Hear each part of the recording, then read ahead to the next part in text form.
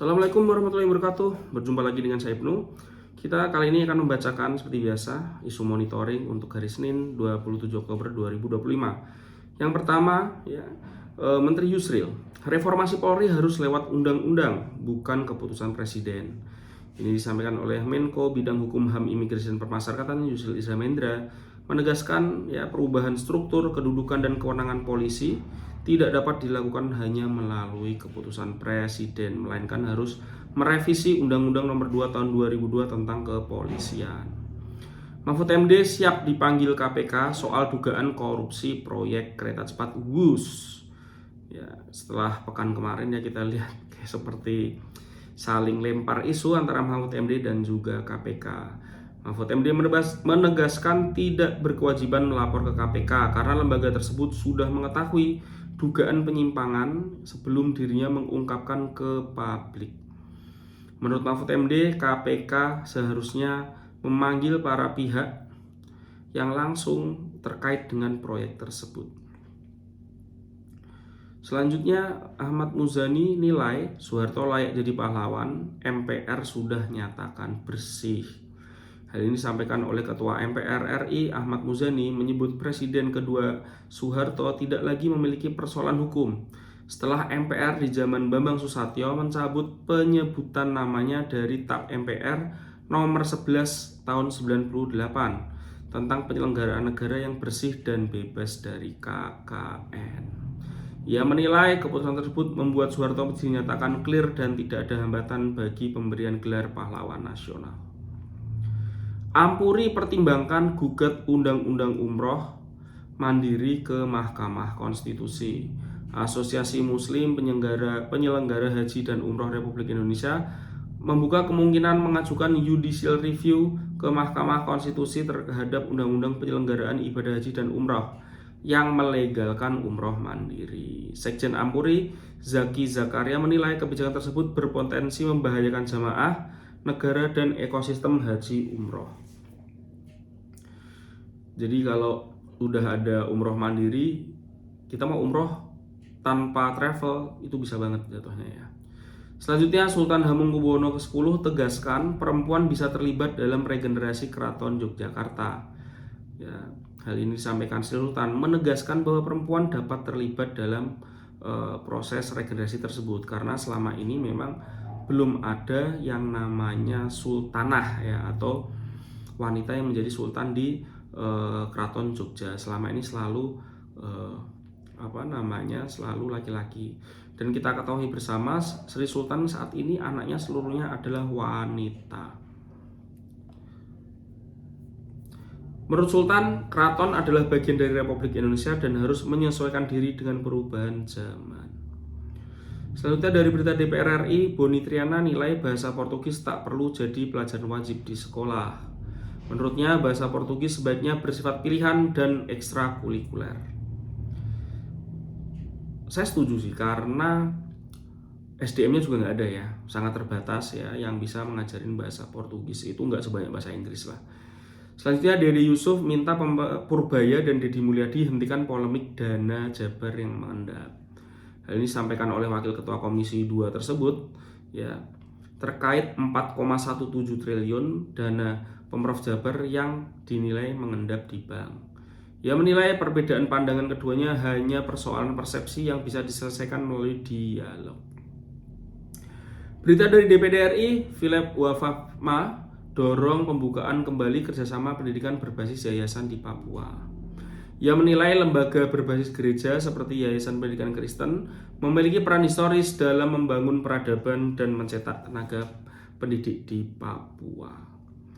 Selanjutnya dari berita ekonomi, Deddy Mulyadi jelaskan alasan dana APBD Jabar disimpan di giro.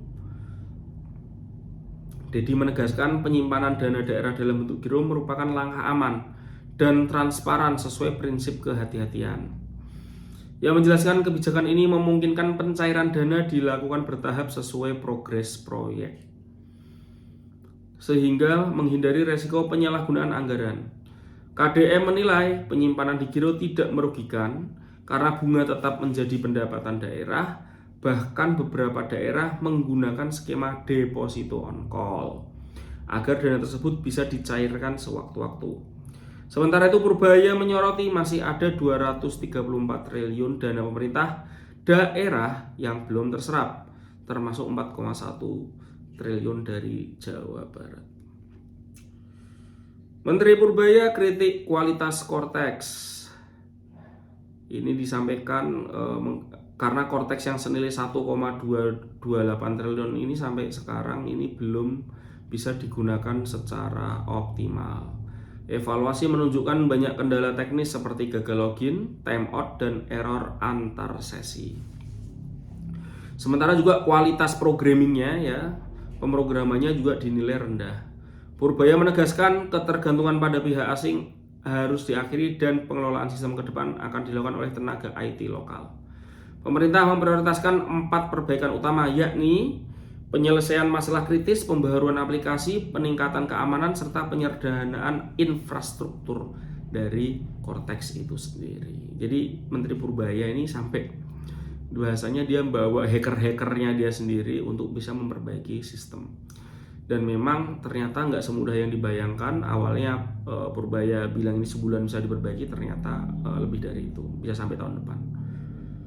Harga emas antam melemah 65.000 dalam sepekan.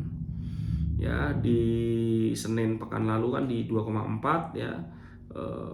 Saat ini anjlok di 2,3 ya. Kita lihat saja nanti di hari ini akan berapa. Fluktuatif sekali ya. Kasihan tuh yang udah belinya banyak-banyak kayak waktu harganya mahal.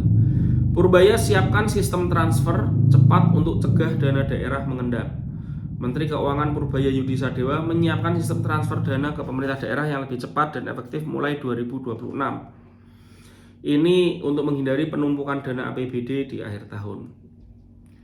Ia menargetkan pencairan dana sudah bisa dilakukan sejak 1 atau 2 Januari agar Pemda tidak perlu menahan kas untuk belanja rutin di awal tahun.